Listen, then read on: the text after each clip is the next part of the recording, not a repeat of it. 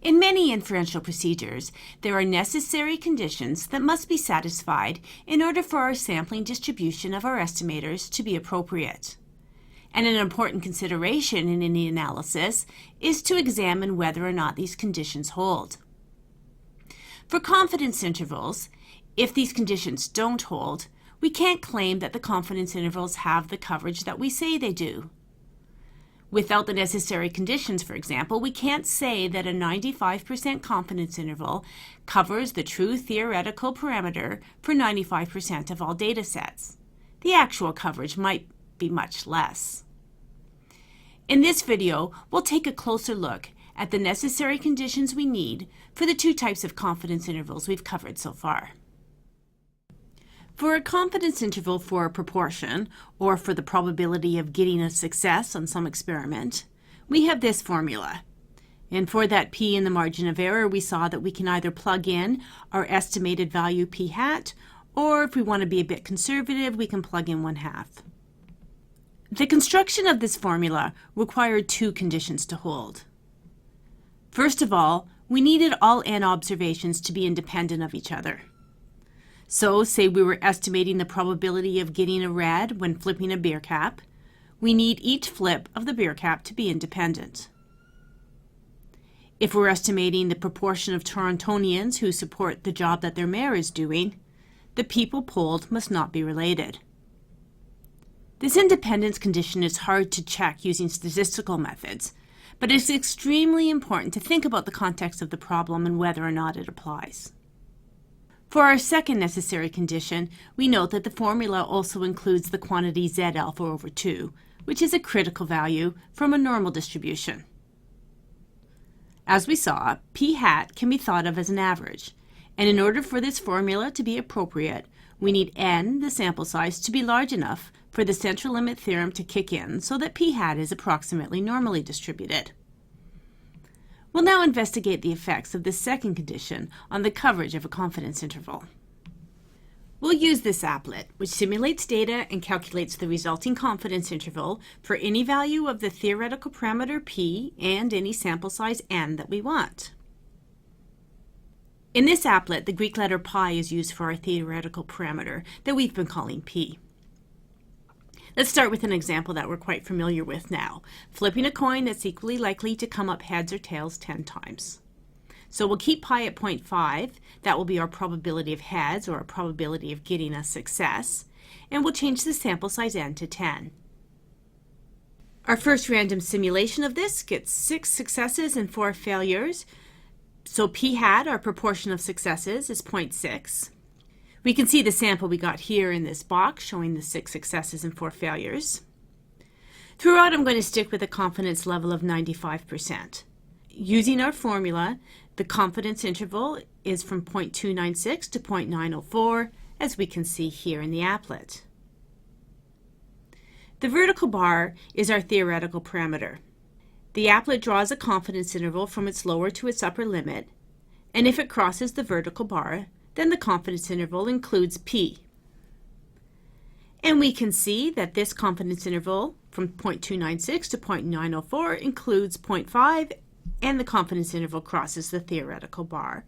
So this confidence interval captured the theoretical value that we're trying to capture. Let's try another sample. Again, we get 0.6 for the proportion of successes. Let's try it again. This time we get 8 out of 10, a less likely value. And we now have a confidence interval that does not include 0.5. It doesn't cross our vertical bar, so it gets colored red. So far, 2 of our 3 simulated confidence intervals have done what we want them to do. That is, they include our theoretical parameter p of 0.5 in between its limits. To better see how well this is working, let's simulate 100 such confidence intervals. Confidence intervals aren't designed to be perfect. Indeed, they're designed to miss a certain percentage of the time. And since we're doing 95% confidence intervals, we expect our confidence interval should miss 5% of the time if it's appropriate. So in the 100 confidence intervals we're simulating, and assuming that the necessary conditions are being met, we'd expect that 5 of them would not include 0.5. They'd miss our theoretical parameter. And here are our 100 confidence intervals. We can see all of the 100 estimates of p hat in this plot. The estimates marked in red are the less likely values, and they correspond to the red confidence intervals, which don't include 0.5. There are 15 of these red confidence intervals, so we've only captured the true value of our theoretical parameter 85% of the time, instead of the 95% that the confidence interval was designed for. Did we just get unlucky? Let's try this again with another 100 simulations of these 10 coin flips, and we get 84% of our confidence intervals capturing the true parameter. Again, less than 95%. So it seems that a sample size of 10 isn't enough to rely on the central limit theorem normal approximation for the sampling distribution of p hat. What if we flipped our coin 100 times? Will the normal distribution be a better approximation to the distribution of p hat than it was for n flips? Let's try 100 simulations again. This time, 94% of our confidence intervals included 0.5, which is very close to the 95% that we expected. And one more time, we get 94% again.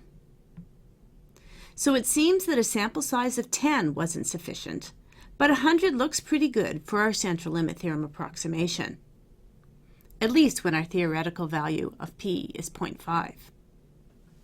When the probability of getting a success is 0.5 or 1/2, the sampling distribution of p hat is symmetric, centered around its expected value of 0.5. Here's the distribution when n equals 100. But regardless of the sample size, the shape is symmetric with a strong central peak, both features of the normal distribution. When the theoretical parameter p is closer to its limits, let's look first of all at, say, p equals 0.05, so the probability of success is only 5%. Then the sampling distribution of p hat is skewed, unlike the normal distribution. And as you might expect in this case, we need a larger sample size before the normal approximation works well. Let's investigate this with the applet. We'll change the theoretical parameter to 0.05 and take 100 samples, each of size 100, and calculate the confidence interval each time. These are squished over to the left now because we're trying to capture 0.05, a small value on this scale. Instead of 95% of our confidence intervals capturing 0.05, we got 90% of our confidence intervals capturing our theoretical parameter. Let's try again, get 90% again. Let's see if this is a fluke. Try another time, 91%. And once more, this time 88% of our confidence intervals capture our theoretical parameter. So it seems that the coverage of these confidence intervals isn't bad, but it's not the 95% that we claim. Let's try something even more extreme. This time we'll make our probability of success 0.01, only 1%. The sampling distribution of p hat, then, is quite skewed. With a sample size of 100 and a probability of success of 0.01, only 59% of our sample of 100 confidence intervals capture the theoretical parameter. That's not very good. Let's try again. This time we get 66%. Still not very good. So clearly something's not working with our confidence interval. For a theoretical p that's so extreme, only 1%, 100 is not a sufficient sample size for our normal approximation. So now let's try bumping up our sample size to 1,000. Now this time 94% of our confidence intervals captured the theoretical parameter, very close to the 95% claimed. So for such a small theoretical p, a sample size of 1,000 is at least sufficient. The normal distribution is a continuous distribution, yet in this case, we're using it to approximate a discrete distribution, discrete since we can only get an integer number of successes. So the confidence level is often less than 95%, or whatever level is chosen, because the normal distribution isn't a perfect approximation. Many improvements have been devised for this method of confidence intervals for p, including 2 that are implemented in this applet that provide more accurate coverage. It's also worth noting that these confidence intervals are designed to account for the imperfections we have because we only have a finite sample of data. And if we had a different sample, we'd likely get a different estimate. In polls, there are often many other sources of error, such as non-response bias and the error that results from poorly worded questions, and we haven't accounted for any of these sources. Now let's switch to our second confidence interval, this time for our mean, where we have this formula. The necessary conditions for this confidence interval to hold, in other words, for this confidence interval to truly capture the true mean the right percentage of the time, are first of all, that the n observations are independent. Again, independence is difficult to check, but there's no way around this one. You can think of it this way. If the n observations aren't truly independent, then your sample size really isn't as big as n. It's something a little bit smaller, and thus that formula doesn't apply. Our second condition is that we need x bar, our estimator, to be approximately normally distributed. And we'll investigate how well the central limit theorem works in this context by how well our confidence intervals work. Again, we'll use an applet where we start with a theoretical model and simulate several confidence intervals to see how often we capture the true theoretical mean within the confidence interval. This time, we'll start with a normal distribution. This normal distribution has a mean of 500 and a standard deviation sigma of 100. 500 is our theoretical parameter that we want to estimate, and it's marked by the vertical bar below the histogram. We'll also work with a sample size of size 10. We'll take a random sample, and you can see in yellow the sample values that were selected to be our data. For this sample of size 10, the average, x bar, which is our estimate of mu, is 510, and the standard deviation of the sample is calculated to be 91.21. That's our S. Again, we're going to stick to 95% confidence throughout. The critical value we need from the t-distribution with 9 degrees of freedom for a 95% confidence interval is approximately 2.26, and a quick calculation gives our confidence interval with a lower limit of 441.81 and an upper limit of 575.19. This includes 500, the mean of our normal model, and, as we can see, the line joining the lower to upper limits crosses the vertical bar at 500. So this confidence interval was successful at capturing the theoretical mean. Let's simulate some more samples of size 10 and see how the resulting confidence intervals behave. Here we have one that misses a theoretical mean. By chance, for this sample, we got a lot of smaller values, and our estimated mean is only 412, and our upper limit 481.28. So our confidence interval doesn't include 500. For this applet, we can show confidence intervals from 20 samples on one screen. So finishing that up in these 20 samples, the resulting confidence intervals miss the true mean just that once. So our 95% confidence intervals correctly captured what they were supposed to 95% of the time. You might think that was too good to be true. So let's simulate another 20 confidence intervals. This time, we missed the true mean twice. Let's do it again. In these 20 confidence intervals, we didn't ever miss the true mean. One more time, we missed it twice, and another 20 confidence intervals also didn't have any misses. We've just seen a total of 100 confidence intervals for the means for samples of size 10 from this distribution, and if we add up the misses, we missed 5 times, which is exactly what we'd expect for 95% confidence intervals. The t-distribution confidence interval for the mean works extremely well in terms of capturing the true mean as many times as it's supposed to, when the normal distribution is the actual distribution of the data. So let's see what happens with another distribution. We'll switch to the skewed distribution for our theoretical model, and we'll still stick with 95% confidence intervals for the mean, calculated from simulated samples of size 10 from this model. This time, the model mean is 223.1, so that's what we're hoping to capture in our confidence intervals. Our first set of confidence intervals for our 20 samples miss the model mean twice. The second set of 20 doesn't miss the mean at all. The next set of 20 misses twice, and then we don't miss it again, and then again in our 20 confidence intervals, we don't miss the mean. So in our total of 100 confidence intervals, we've only missed the mean 4 times for 96% coverage. Even when the theoretical model from where our data came is not normal but skewed, the T confidence interval procedure works extremely well at covering the mean the right percentage of times. For T confidence intervals for the mean to not work well, we need fairly extreme situations. Here's one, where the theoretical model puts most of the probability on values here on the left, but also makes it possible to see some very large outliers. Our theoretical mean is 83. Let's take a sample size of 10 and check what happens with 20 confidence intervals.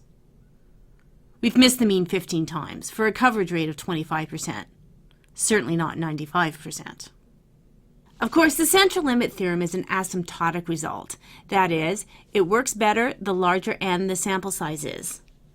So perhaps our estimate x bar, the average of our sample, will be closer to normally distributed for a larger sample size, something more than 10. The largest sample size this applet allows is 40, so let's increase the sample size to that, and we'll quickly generate 100 samples. In the resulting 100 confidence intervals, we missed the theoretical mean of 83 10 times, or we covered it 90% of the time. Again, these are 95% confidence intervals, so the coverage isn't quite what we claimed, but it's pretty close. This illustrates how well the T confidence intervals for the mean work, even with this extreme situation and a sample size of only 40. Of course, in this situation, I've been completely ignoring the fact that perhaps estimating the mean may not be a sensible thing to do.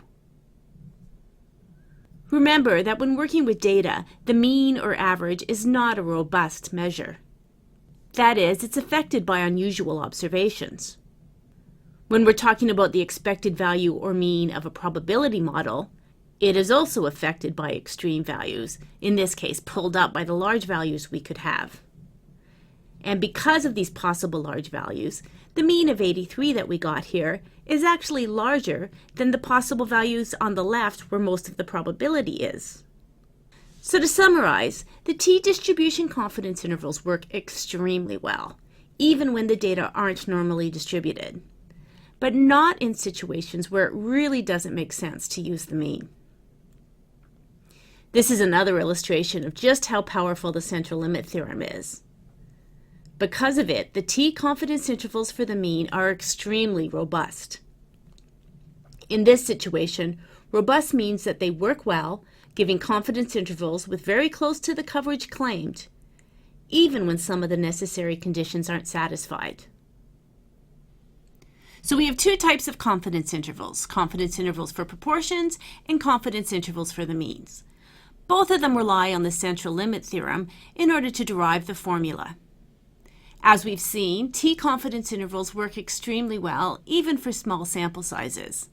However, the confidence intervals for the proportions tend to need much larger sample sizes in order for them to work well in terms of covering the true population parameter as often as they're supposed to. Recall that for both these confidence intervals, we also need all the observations to be independent, and if they're not, the procedures don't apply. In all inferential procedures in statistics, including confidence intervals, it's important to pay attention to the necessary conditions that must be satisfied in order for the inferential procedures to apply. And it's important to understand the implications for the results if the conditions aren't satisfied. Otherwise, we can't really make meaningful conclusions.